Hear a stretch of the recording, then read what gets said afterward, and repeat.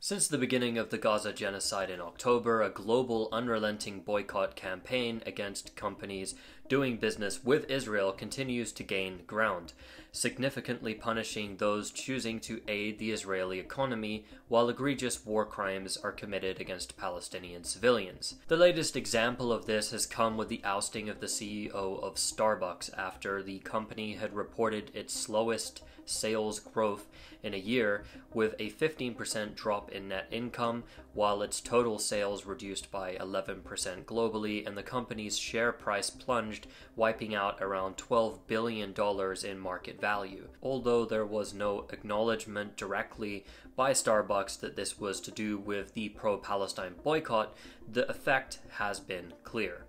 At the beginning of the Gaza genocide, the three big companies that the pro-Palestine boycott movement targeted were Disney+, Starbucks, and McDonald's, due to their actions that indicated support for Israel, such as McDonald's supplying Israeli soldiers with meals on their way to kill Palestinians in Gaza.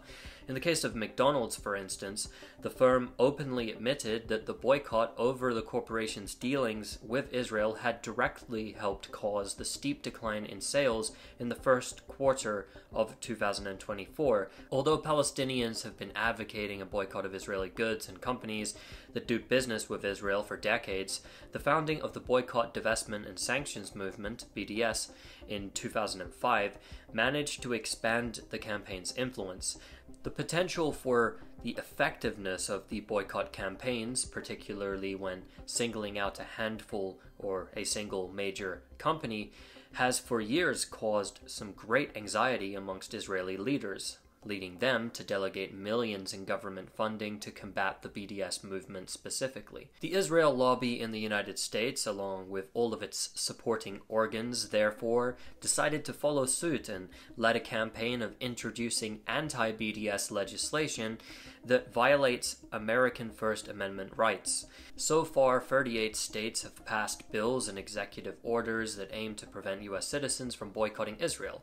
That is to say that in many states, individuals seeking contracts with the government have to even sign a declaration that they will forfeit their First Amendment rights in order to receive funds. Such unconstitutional bills have received bipartisan support and reflect the role that AIPAC brags about playing in literally buying U.S. politicians on both sides of the aisle. Boycotts of Israeli products and companies which choose to continue doing business with Israel, aiding it economically, which acts as a reward for its egregious violations of international law, works.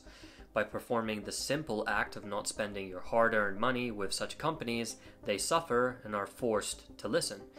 Even though the ultimate aim would be to pressure the likes of Starbucks and McDonald's to divest from Israel in order to punish them for committing the crimes of apartheid, collective punishment, genocide, and manufactured famine, just to name a few, sometimes the examples are enough to force other companies to quietly stay away from Israel.